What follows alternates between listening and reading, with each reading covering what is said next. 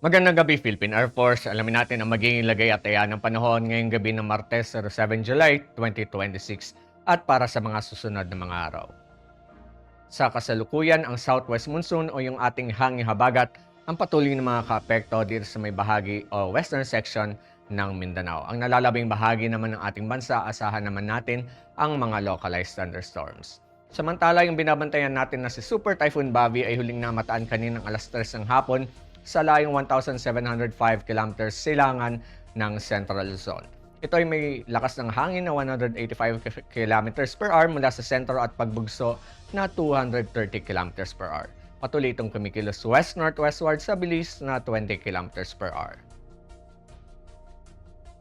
Para sa forecast track at intensity outlook nitong si Super Typhoon Bavi, ito ay inaasang nakikilos generally west-northwestward at inaasang papasok ng ating Philippine Area of Responsibility ngayong gabi o bukas ng madaling araw. At kapag nakapasok nga ito ng ating PAR, ito ay bibigyan natin ng local name na Inday.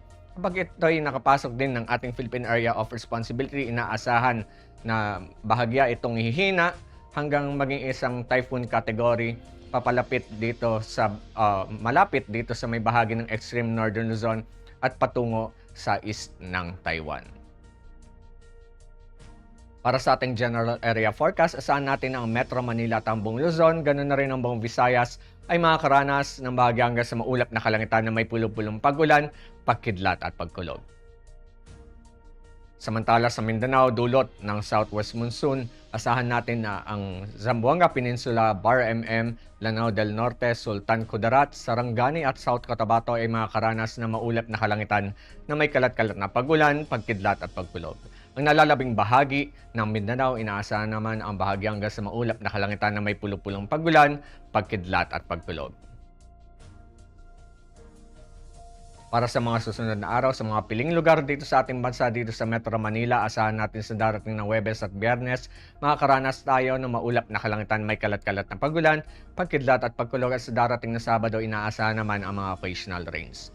Samantala sa Cavite, Lipa, Angeles, Puerto Princesa at Calayan Islands, sa darating na Huwebes, magkakaroon tayo ng maulap na kalangitan na may kalat-kalat na pag-ulan, pagkidlat at pagkulog. Sa darating na mga Biyernes at Sabado, inaasahan naman ang mga occasional rains.